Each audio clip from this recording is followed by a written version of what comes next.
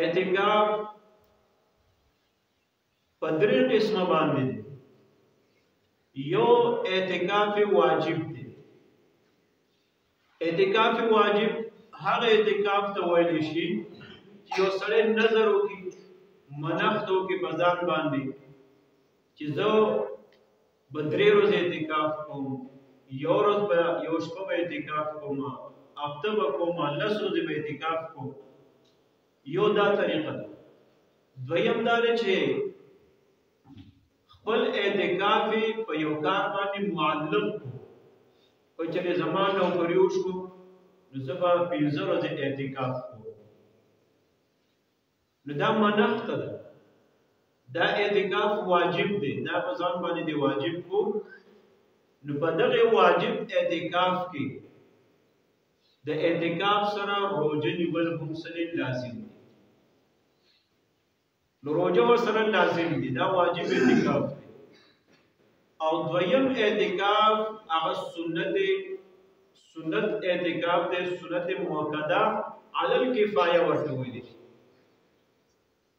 دا سنت اعتکاف دا د رمضان مبارک په آخري عشره کې، یعنی د شلمې روزې په مازیګر باندې د لمر پرېوتو نه مخکې مسلمانان اعتکاف ته کیني، که هغه نارینه او که زنانه.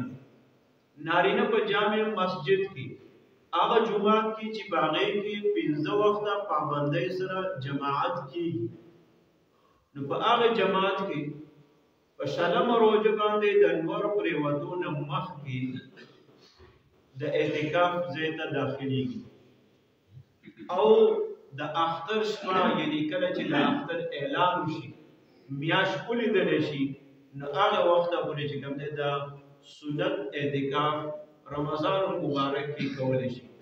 نارینه په جماعت کې کوي او زنانه دغه سنت اعتکاف په خپل کور کې کولی شي. په کور کې داسې ځای کې اعتکاف زنانه کوي چې هغه یعنی یو کمره خاص د مانځه دپاره یو ځای جوړ وي، په هغې کې زنانه لمونځ کوي په کمره کې، یا په داسې ځای نه وي کمره کې پرده ولګي او په هغې کې دننه پرده کې خپل اعتکاف کوي. نو زنانه دپاره هم سنت دی چې په کور کې اعتکاف کوي، نارینه په جماعت کې. زنانه دپاره اعتکاف دپاره شرط دا دی چې دا زنانه چې اعتکاف کوي نو د خپل خاوند نه به اجازت راخلي. که چېرې د خاوند اجازت ورته نه وي، اعتکاف نشي کولی. که چېرې خاوند اجازت ورکړو او زنانه اعتکاف ته کېناسته او بیا وروسته وایي خاوند چېرې زما ته اجازت نشته، نه، دغه بیا اعتبار دی نه نشته دی. زنانه به بیا خپل اعتکاف څنګه پوره کړي، خاوند به بیا څومره چغې وباسي او زنانه به خپل اعتکاف دا پوره کړي. نو زنانه دپاره په کور کې طریقه د اعتکاف هغه دا ده چې زنانه پرده کې کښېني، خپل ضروریات هغه په کور کې پوره کېږي.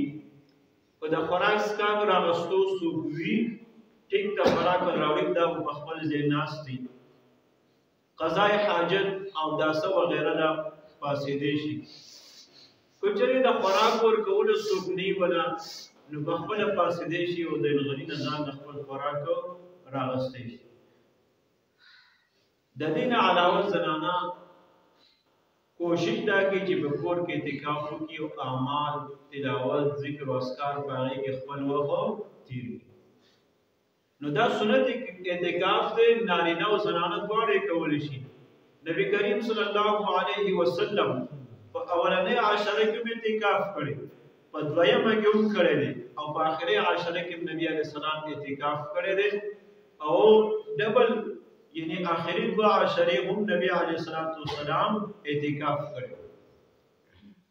او دا د دې لپاره چې په دې اعتکاف کې یو شپه ده آخري عشره کې، د هغې شپې د تلاش لپاره نبي علیه السلام ټوله میاشت اعتکاف کړی دی، چې دغه میاشت کې په دې کې دا شپه هغې ته د لیلة القدر شپه ویلی شي چې هغه تلاش.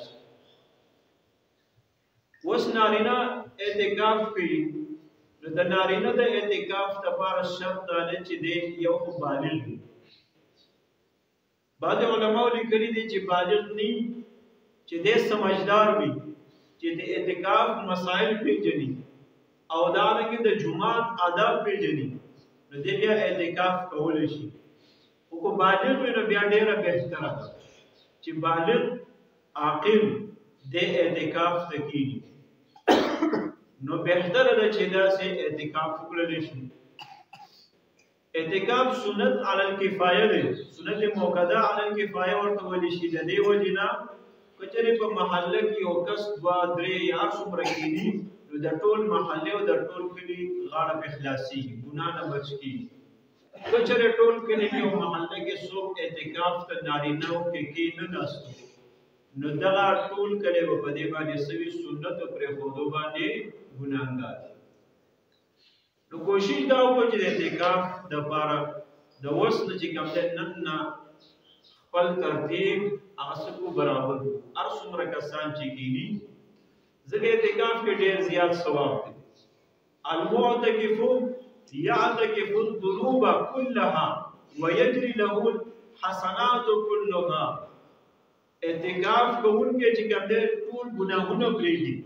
مطلب دا دی چې دی بهر انسان کمزور دی ګناهونه کېږي هر څه پرېږدي بهر ماحول هغه راشي او د الله په کور کې کېني او د الله په در کې ځان کېني د الله په جماعت کې د الله په کور کې کېني نو الله جل شانه چې کوم دی د ګناهونه چې کوم دی هغه ختموي او د لپاره نیکۍ څه جاری شي. بل اعتکاف اجر او ثواب د دوه قبول شو حجونو حدیثو کې راځي او د دوه قبول شو عمرو اجر او ثواب د تمیلادي. لسرت اعتکاف باندې دا نام د دوه قبول شو حجونو اجر او ثواب ملوي او د دوه عمرو اجر او ثواب ملوي. دارنګه بل روایت کې راځي اعتکاف باندې الله رب العزت چې کوم اجر او ثواب ورکړي نو د هغه مجاهد په شان دی چې هغه د اسلامي سرحداتو د تحفظ لپاره سلوي خرود شپه او ورځ چې کوم دی په سرحد باندې دشمن ته تیرږي نو هغه ته چې کوم اجر او ثواب ملاويږي نو هغه اجر او ثواب د اعتکاف کوونکي ته ملاويږي. نو دغه سرحد باندې چې کوم ډیوټي کې کوم مجاهد اسلامي سرحداتو باندې نو هغه چې کله سلوي خرود تیرږي نو دته الله رب العزت چې کوم دی د ګناهونو نه داسې پاکي لکه څنګه چې معصوم د ګناه نه پاک پیدا شي. دومره لوی اجر او ثواب دی د اعتکاف